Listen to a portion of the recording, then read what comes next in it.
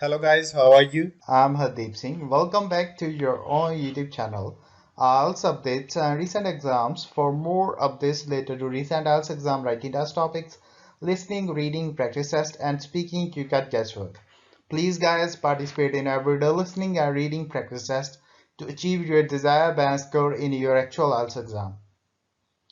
Please hit the like and subscribe button. Press the bell icon for the upcoming notifications. Don't forget like, subscribe and share my YouTube channel and my Facebook page, IELTS updates and recent exams.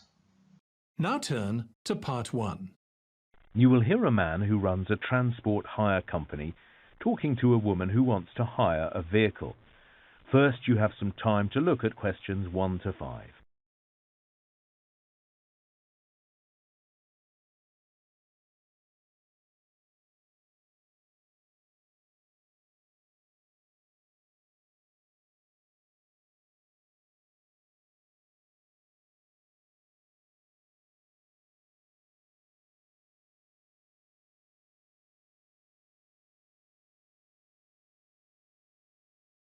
Now listen carefully and answer questions 1 to 5.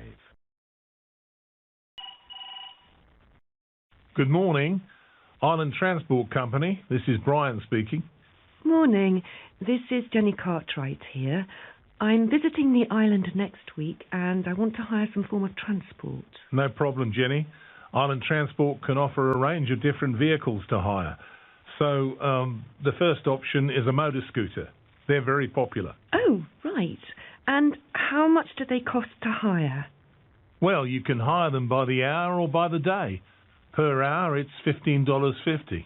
And what about for a day? Daily, it's $49.99. That includes a full tank of petrol, but you need to fill it up before you bring it back.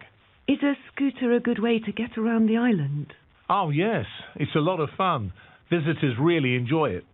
Do you provide helmets? Yes, of course, all sizes.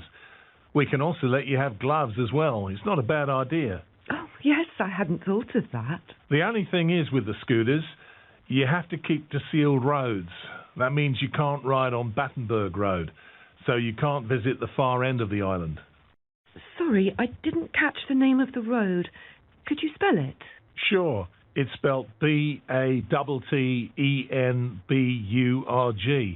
But there are still plenty of other places you can explore on a scooter. Okay, and what about a car? Yes, we've got a range of cars. Well, there's 4 of us. But if we do go for the car option, we'd be happy with a very small basic one. An economy car would be $87.80 per day. That's for a 4-door car. It can take 5 passengers. Right, okay. And a car is the best way to see the whole island. You can drive on all the roads. And if you'd like to go for a swim, you can drive right down to Green Bay, which visitors love. Well, a car is definitely something to consider. It's certainly a good price if we split it between the 4 of us. Exactly. Only thing is, it's pretty hot at this time of year. Does the car have air conditioning? Not that model, no. You need one of our bigger cars if you want that. Well, maybe it doesn't matter. Before you hear the rest of the conversation, you have some time to look at questions 6 to 10.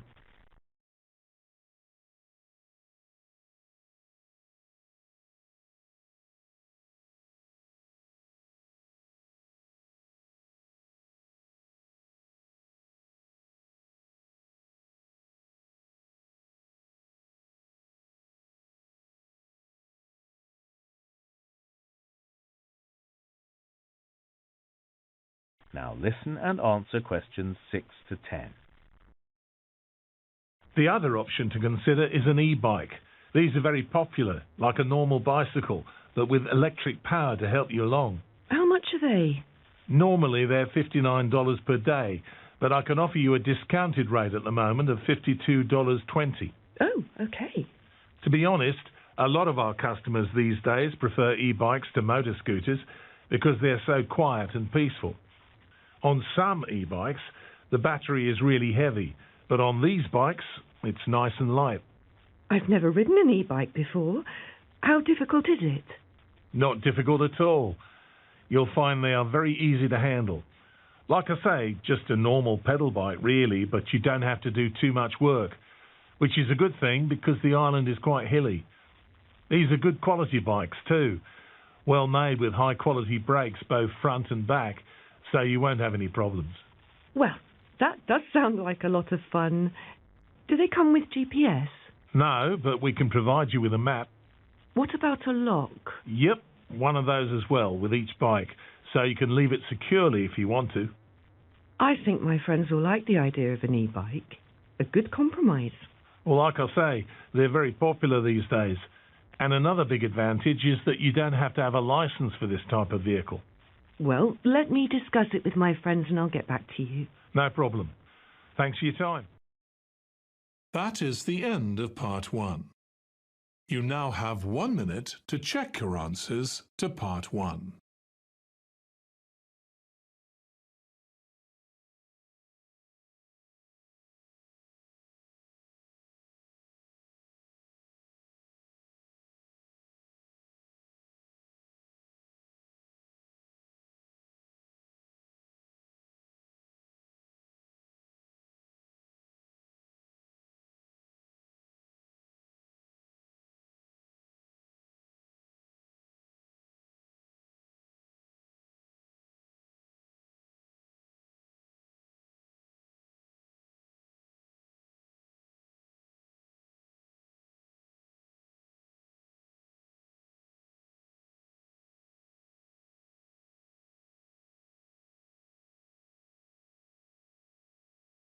Part 2. You will hear a man talking to a group of people who are looking around a community garden. First, you have some time to look at questions 11 to 15.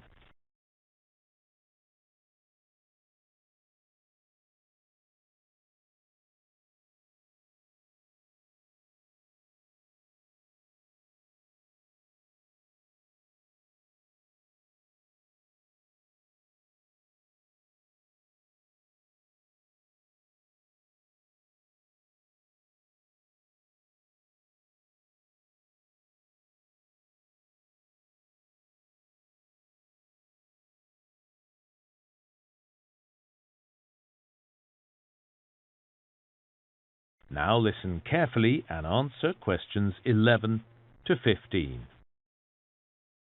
Well, good morning everyone and welcome to this open day at the community garden.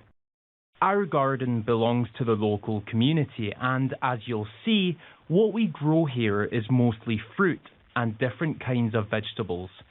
First, I'll tell you some background information. Well, recently we made an interesting discovery at the garden.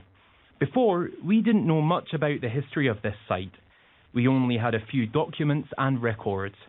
Then we found some ancient implements like spades and forks for digging.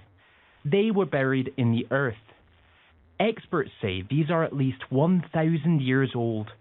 So people have been using this land for growing produce for a long time. There are some photographs of these implements in the clubhouse, as well as a diagram of what we think the garden might have looked like if you want to look later. So, why was this location so good for gardening? As you can see, we're in a slight valley, and storms blow very hard up this valley, which can be a problem. But being in a valley, we get good freezing frosts here in winter, which gardeners like because it kills the bugs. The great thing though is the stream that runs through the valley, so we can irrigate the gardens even through long, dry summers. Now what we do know is that in 1860, gardening stopped here. This was a time of rapid development in this area, and on that date, the city infirmary was constructed on this site, so this is where doctors and surgeons worked to take care of the health needs of the growing population. Also, many new houses were put up for people who commuted into the city each day to work. There was even talk of a new military camp, although that never happened in the end. Then in the 1980s, the old buildings here were removed, and this land again became a productive garden. Today, these gardens produce large quantities of fruit and vegetables. Each plot of land is worked by a volunteer member of the garden, and they donate what they grow to families in this neighbourhood who are struggling financially. Occasionally, we're approached by local businesses and restaurants wanting to buy our organic produce, but we just don't have enough. We also have a good relationship with the local college. In fact, several of the academics there are members of the garden. Each week, undergraduates enrolled on the college's horticulture course have a class here to learn about their subject firsthand. And in future, the college hopes to hold workshops here to help local people establish vegetable gardens at home. Before you hear the rest of the talk, you have some time to look at questions 16 to 20.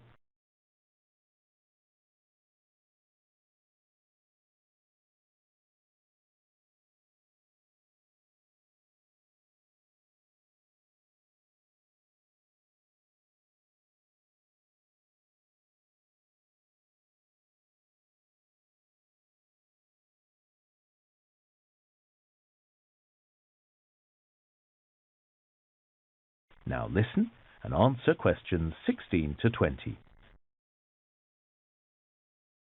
Okay, now I'll just point out a few places of interest around the gardens. So can you all look at your maps, please? Okay, so we're now standing at the main entrance to the gardens, outside the clubhouse. So you might be interested in our worm farms. This is where we make fertilizer. To get there from the main entrance, head north. You'll pass gardens on either side of the path.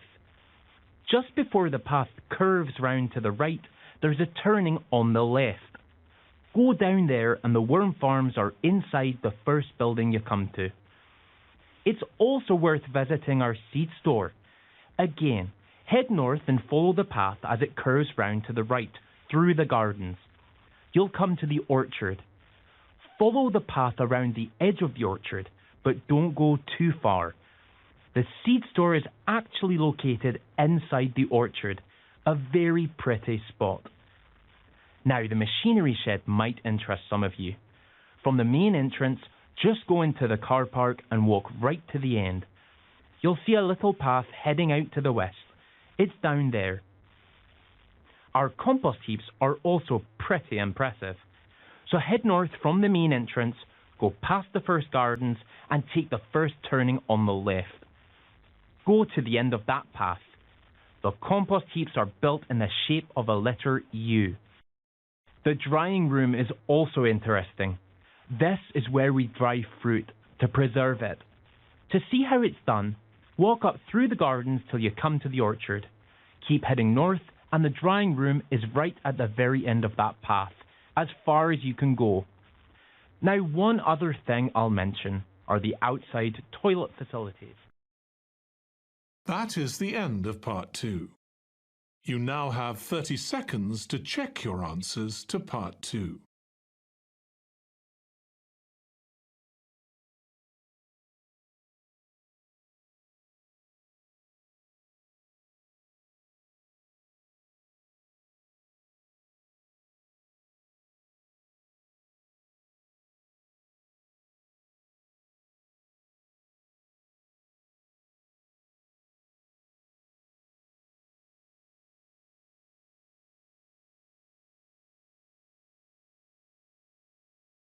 Part 3.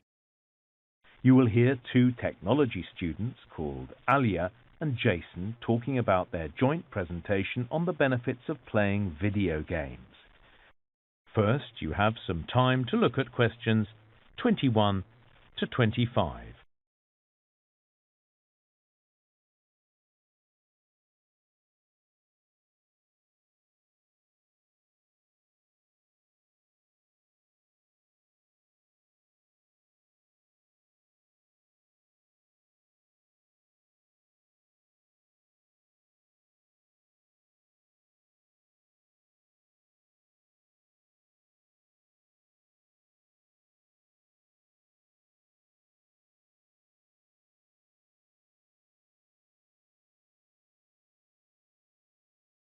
Now listen carefully and answer questions 21 to 25.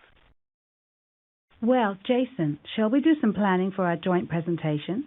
Yeah, let's compare the reading we've been doing. Did you read that article by Dr. Franklin? Yes, the use of games in therapy. So, we'll need to explain what kind of therapy he's talking about. Okay, so it's treating people after accidents or illnesses, rebuilding their body strength. Exactly. And Dr. Franklin sees huge potential for games. But he made the point that this isn't new. Really, since the 1990s, therapists have been experimenting with games. Yeah, I agree. Dr. Franklin illustrated that this has been going on for many years. It's not a sudden breakthrough. I was hoping he'd give some idea about how many health professionals now employ games in therapy. He doesn't really address that, does he? Okay, so what's the biggest advantage of games in therapy? Well, most games are played in virtual reality, so the patient is moving their arms and legs, exercising their body. So I guess it's quite cheap then. Yeah, but so are conventional exercises. I don't think that's an issue. No, okay. But I read that the games are really motivating. People are much more prepared to spend hours on rehabilitation when a game's involved. I think you're right. That's the most important benefit. In fact, I read some people actually get so caught up in the game they hurt themselves, and the therapists have to slow them down. Then, did you read about the Singapore study? Yeah, I started. They were investigating whether people actually made more friends by playing games, right? That's right. They got a group of teenagers and over 60s together for 30 minutes a day playing video games. But the subjects weren't all in the same place. They were playing online. No, they were all together in a room. That's how the experiment was conducted. We should check. I'm sure it was online. You'll find I'm right. But anyway, the study found a real social benefit to game playing. Interesting. So many people say that games are solitary.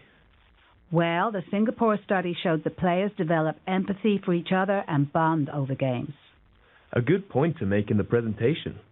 Then, I also had a look at the anxiety study. I haven't seen that one.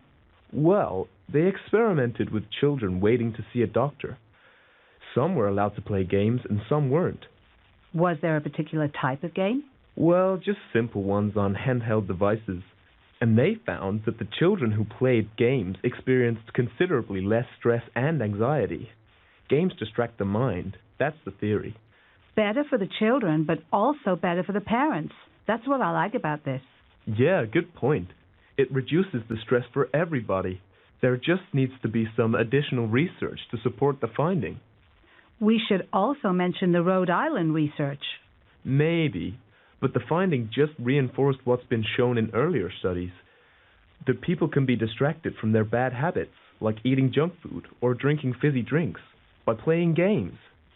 But no one had used MRI scans before, and the brain scans showed that games activate the same reward centers in the brain as the drinks or junk food. This study has supplied valid proof as to why games work this way. Actually, that's a good point, and many people would probably like to know about that. Before you hear the rest of the talk, you have some time to look at questions 26 to 30.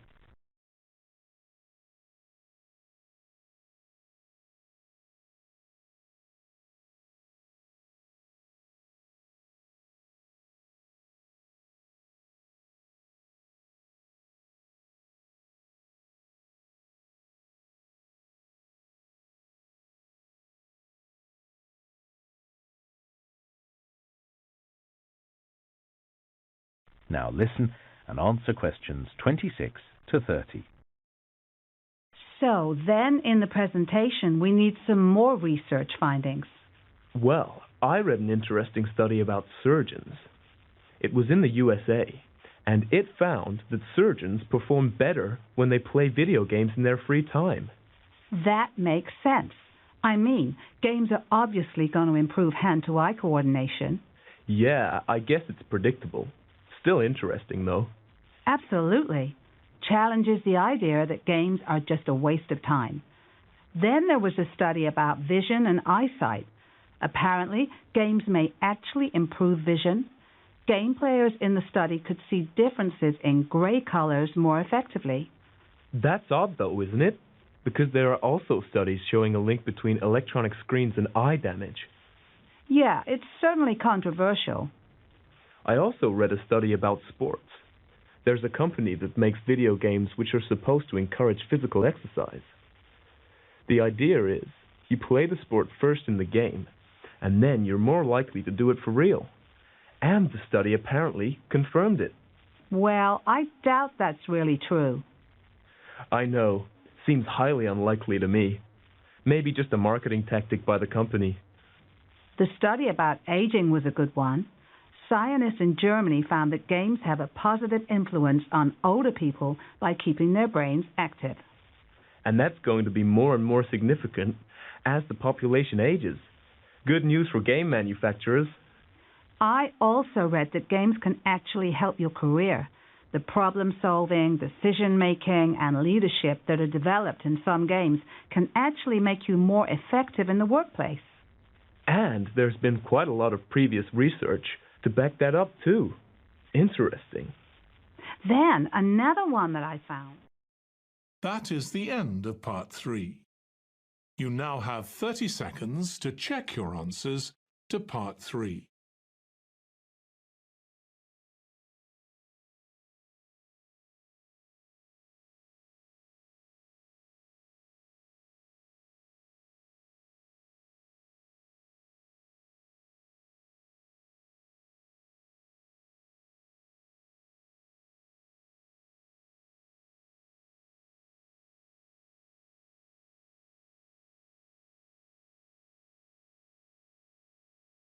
Part 4.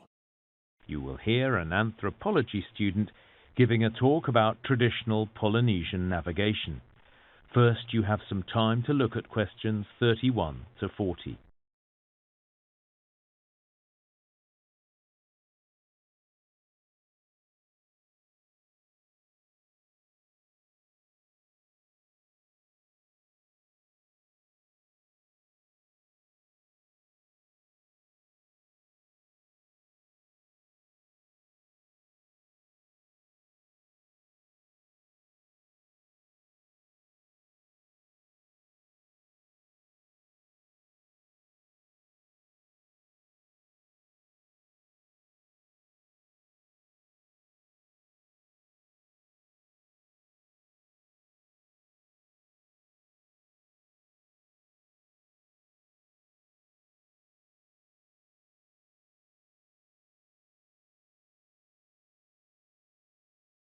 Now listen carefully and answer questions 31 to 40.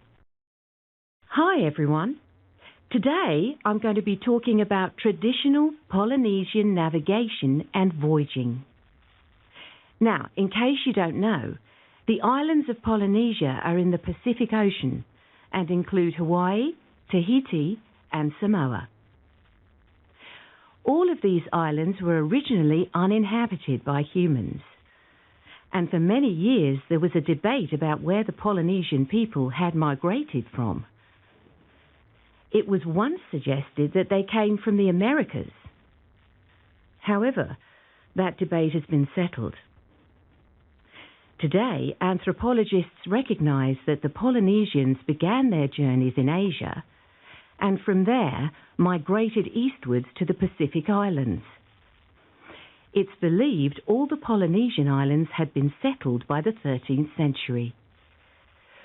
When European explorers arrived in the Pacific in the 17th and 18th centuries, they were impressed by the local canoes. European ships were much stronger, but the indigenous vessels were considerably faster when under sail. What we now know is that Polynesians sailed across open ocean, out of sight of land, long before this occurred elsewhere. And to make these voyages possible, they built remarkable ocean-going canoes. The canoes had 2 hulls, so are sometimes called catamarans. They were equipped with large paddles, but these were not a form of propulsion. Instead, the paddles were positioned at the back of the canoe to make steering the vessel possible. All these ocean-going canoes had sails. Polynesian sails were triangular in shape and made from the pandanus plant, which grows on nearly all Pacific islands. It was also necessary to make warm clothing, as even in tropical waters, people could get cold on long voyages. Materials like wool and cotton were unknown to Polynesians. However, the paper mulberry tree grows on most Pacific islands, and its bark was remarkably flexible and was used in the manufacture of clothing.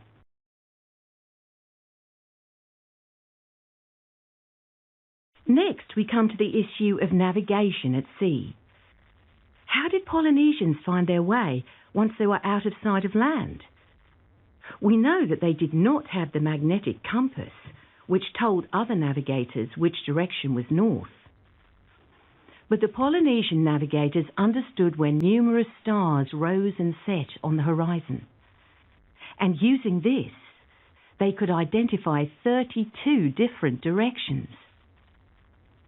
However, this information about the stars was extremely complex, and therefore remembering it all was a challenge. So the navigators had created long and complicated songs to help them recall all the information they needed. Using the stars to navigate was effective, so long as the sky was clear. But when it was cloudy, the navigators couldn't see the stars. How did they find direction then? Well, they still knew which way to sail the canoe by studying the waves, which usually came from predictable directions in the Pacific at different times of the year. Sometimes they were sailing between islands they had visited before, but very often they were trying to find new islands.